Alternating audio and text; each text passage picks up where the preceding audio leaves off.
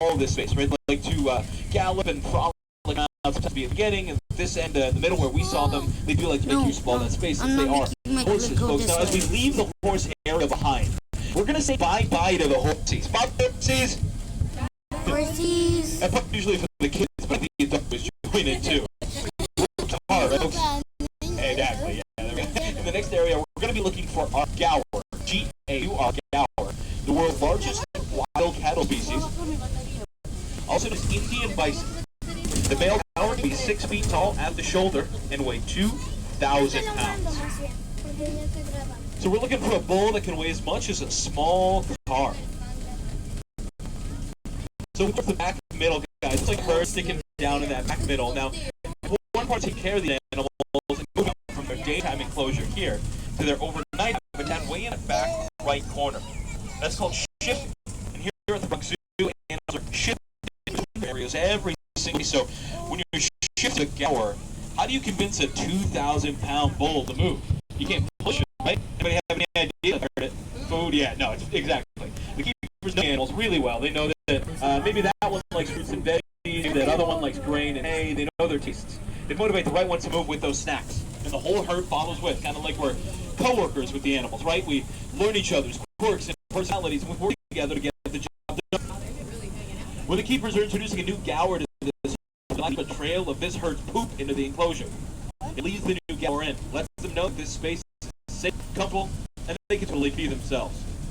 If anyone's familiar with the particular bovine branded energy drink, the can's design actually features gaur on it. Fun fact. The gaur are matriarchal in nature, meaning that the oldest and most experienced female gaur, she is in charge of the entire herd, just like she should be. Now, gaur are massive animals, but they do still have to be alert in the wild. Around this next corner, we're going to keep our eyes peeled for a larger relative of the gaur's apex predator, and a very elusive animal that does like to hide sometimes, guys. So we'll keep our eyes peeled for an animal that weighs between 250 to 350 pounds, with a bite strength of over 1,000 pounds per square inch, 3 to 4 inch canine teeth, carnassial back teeth that act like scissors to shear meat, a tongue rough enough to strip flesh from bone, sound-dampening padded paws with 4-inch retractable claws, and a sense of smell able to track prey for miles through snow or dense forest. Look for the apex predator of China, Eastern Russia, and the Korean Peninsula. And please remember to stay seated at all times as we look for the Amur tiger. Like I said, guys, this is an animal that will hide sometimes. You see all the brush and bushes. Our tiger Anakin could be hiding in any one of those bushes, so if he doesn't want to be seen, we're not going to be able to see him. But keep your eyes peeled for our Amur tiger Anakin. Now, he's an apex predator at the top of the food chain, but he exhibits a lot of the same behaviors as domestic cats, just on that much larger scale. Scared. I don't want my tummy. Around this enclosure, you'll see examples of enrichment, anything to keep the animals physically and mentally healthy. Our tiger Anakin, he might go for a splash in the pond in the middle there. That's enrichment. He'll also use these tree trunks, like your cat at home uses a scratching post, to keep his nails trimmed. Like I said, guys, he's an apex predator. If he does not want to be seen, we're not going to be able to see him. It looks like our tiger Anakin may be hiding today. What that means is that after your tour today, if you haven't checked it out already, you got to make sure to check out Tiger Mountain here at the Bronx Zoo. A couple more of the Amur tigers over there, guys. Tiger is my favorite animal in the whole world, so I want to make sure everyone gets to see a tiger today, whether it's here on the monorail or over at Tiger Mountain.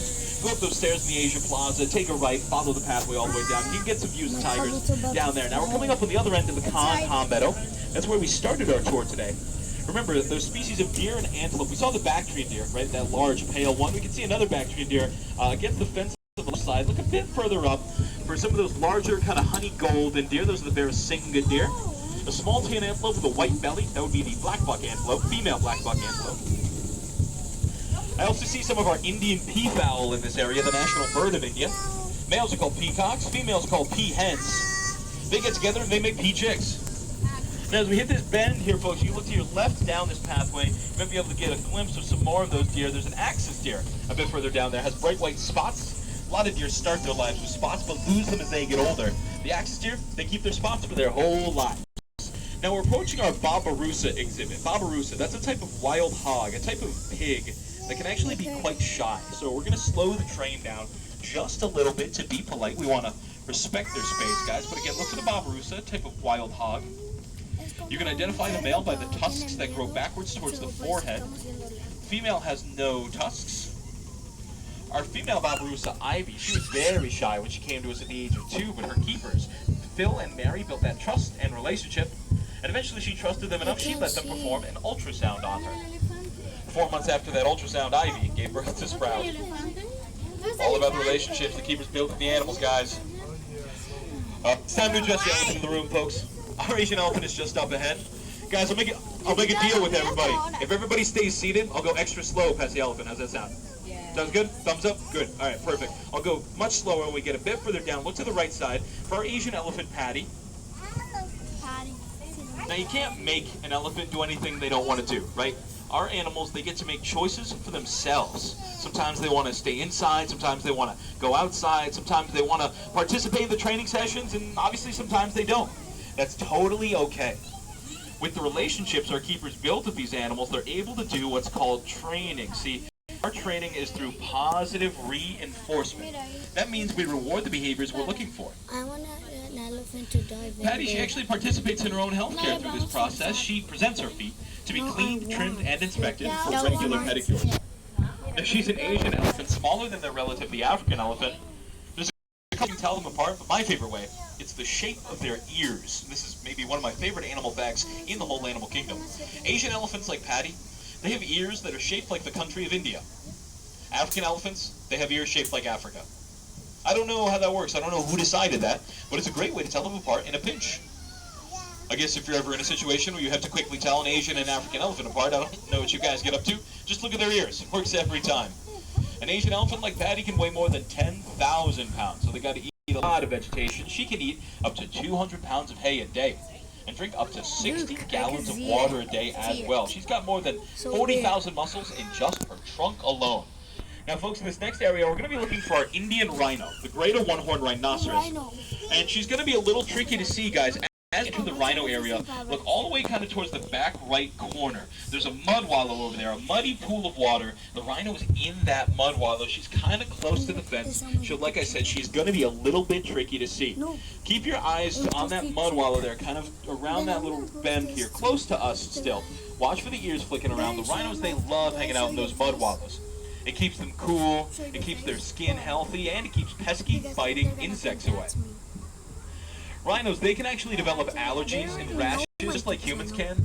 So an important part of their care is administering allergy tests. They don't have the best eyesight though, so they can be a little bit jumpy. So building that trust and relationship is extra important. The keepers, they take the time to do so. And when it comes time for things like allergy tests, it's easy peasy. The rhinos are totally willing participants. They hold still, and the keepers can figure out any allergies at play and treat them accordingly. We actually have one rhino here on the monorail who has a sun sensitivity and needs sunscreen on her face anytime she goes outside. Yeah, just like me, folks, she has sensitive skin. Now, if you love rhinos as much as I do, I know we're not getting the best view of our rhino right here because she is down low in that mud wallow. Make sure you check out the Zoo Center building here at the Bronx Zoo. A couple more rhinos over there, different species of rhino, but you can get some more views of rhinos if you love them as much as I do, guys. Got a fun fact about the Indian rhino for any moms on the train today. The Indian rhino, like the one in this enclosure, has a pregnancy that can last 16 months. Yeah, pretty tough, right? The baby is born 125 pounds. Yeah, 125 pounds at birth. 16th month pregnancy, the baby's $125 at birth. The rhinos are dedicated moms. The babies, they stick with mom for about 2 to 3 years before going off on their own. I guess that's a little better than the 18 years human kids tend to stick around. Though I think in 2026, those kids are sticking around just a little bit longer. All right, guys, as we leave that rhino behind, we're going to be putting our observation skills to the test. We're going to be looking now for 5 different species of deer and 1 species of antelope across the next 2 enclosures. So just remember to stay seated, keep those hands inside the car for me at all times. I'm giggling like a Jimmy. Yeah, exactly. If the train is like... So when you're working with animals, right, sometimes everything goes according to plan, and obviously sometimes it doesn't. One of the uncertain times of year in this next area is fawning season, and with 5 different species of deer, this area can get quite busy. Our keepers, they prepare for everything. They monitor the herd, they record who's expecting. But exactly when and where a fawn is born is still up to nature. Now, deer have adapted to hide their pregnancies really well, because in the wild, you don't want to advertise that you're pregnant, right? It means you're slower prey. So it's hard to tell for sure when a deer is pregnant. For that reason, guys, we do sometimes have fawns born on exhibit, right out here. That's where we play a key role here on the monorail, right? You and me both. We're scanning these exhibits all day long. We can actually let the keepers know if we see anything new or unusual. So when the keepers are bringing in the herd at the end of the day, there could be an extra fawn that wasn't there at the beginning of the day. But sometimes there could be one less than they expect, but don't worry, it's nothing bad. Sometimes the mama deer, she'll follow her natural instinct to camouflage her baby and stay with the herd. They're really good at it. It's the way they protect their kids in the wild, especially newborns. They'll hide the baby out here on this exhibit anywhere they can find a good spot and stick with the herd. Brambles, grass, tree hollows, anywhere they can find that good spot. Now the keepers, they scan this exhibit every night before they leave, but if they have to look for that well-hidden fawn, it can take quite a while. Eventually they'll find that fawn and reunite them with mom, but it's a great reminder, guys, these are wild animals, right? They are making their own choices and behaving naturally. We would not want it any other way. All right, guys, looks like a lot of our deer friends are going to be at this kind of far right end of the meadow, a little bit sunnier down there. So we'll be looking for them in just a second. Now, if you see a small deer with short legs, that's the most common type of deer in this area, that would be the hog deer. They're called hog deer because they're short and stocky like a hog. They run low to the ground, they duck under things as opposed to jumping high through the air like you might be used to seeing deer do. A couple hog deer along these fencing areas in the middle there, those really tiny ones. And as we get a bit further down here, folks, look to this right side. There's sort of a fallen tree pointed towards us. Some of the female brow antler deer along that tree, the brow antler deer, called brow antler because the males have antlers that come out from their brow and curve up. As we get a bit further, guys, look all the way against that back fence and slightly to the left. There's kind of a shady recess back there. We actually went right past him when we were coming around this way. You might see a huge brown deer, a really big deer with a dark brown coat in that shady recess. That would be the sambar deer, largest deer species in Asia. Males can be 5 feet tall at the shoulder and weigh 650 pounds. In that shady recess, you might have also seen one of the nilgai antelope. They have those zebra-striped ankles, largest antelope species in Asia. Those are all females there, guys. The nilgai have those zebra-striped ankles. Makes it look like they have tube socks on. Now, as we leave all those deer behind, folks, and antelope, just remember to stay seated for me, because we are approaching the highest point on our tour. We're about to be 35 feet over the Bronx River, one of the most scenic views in the whole zoo. Thousands of commuters cross this upcoming waterway every single day.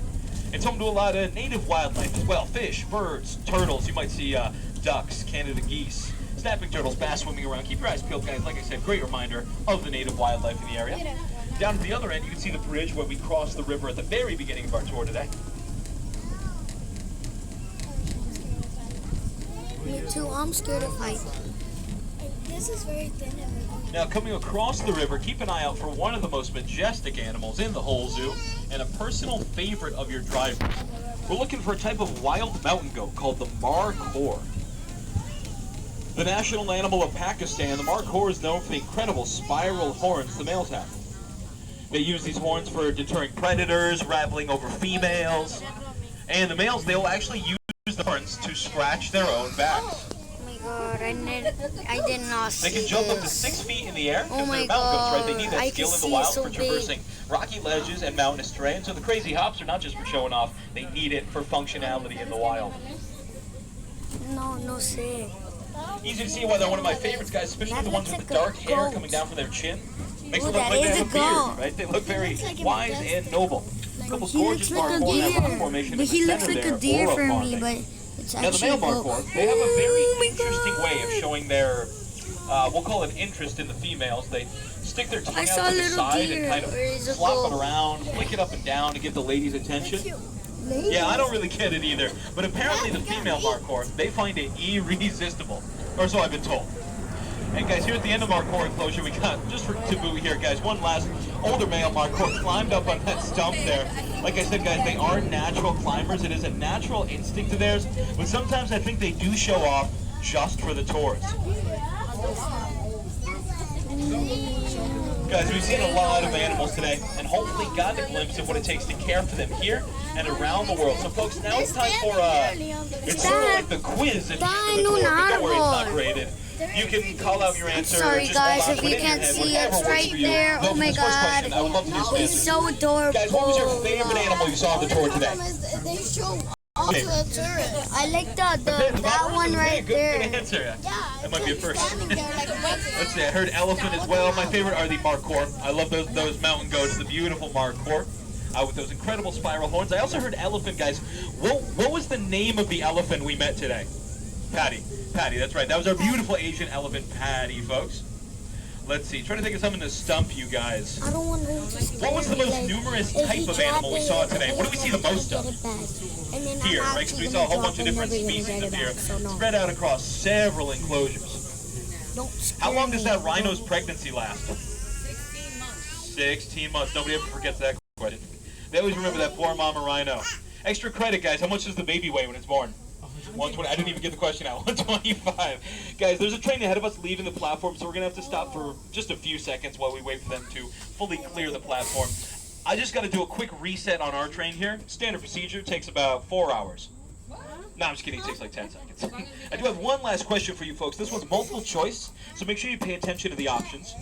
Who of the following is most important in saving wildlife and wild places? Is it A, animal keepers and tour guides, B, wildlife scientists and eco guards, C, guests visiting the Bronx Zoo and riding the monorail, or D, all of the above? Which one is it, guys? All of the above, right? It takes all of us. Everybody you've seen today, from the horses, the gaur, the babirusa, the elephant, the rhino, the markhor, the deer, the antelope, everybody is all part of that much bigger story about care, about relationships, and about survival, and about the work it takes to protect wildlife and wild places here and around the world. That includes everybody on the train today. Your visit is an act of conservation, so I want to thank you personally. If you want to have a bigger impact on the conservation effort, you can stop by one of our gates and ask about becoming a WCS member. Folks, my name is Parker. It has been my joy guiding you through Wild Asia today. Thank you so much for being such a great group. Thank you again for your visit today and helping to save wildlife and wild places. Hope you got to see some of your... Finally, you can not make part 1, part 2, part 3, and part 4 about this line. What happened?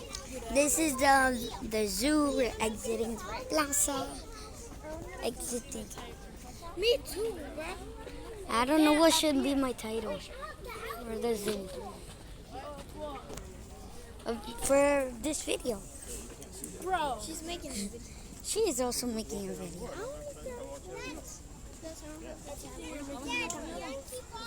Yes. Crazy. Even when we eat, you're gonna record? No,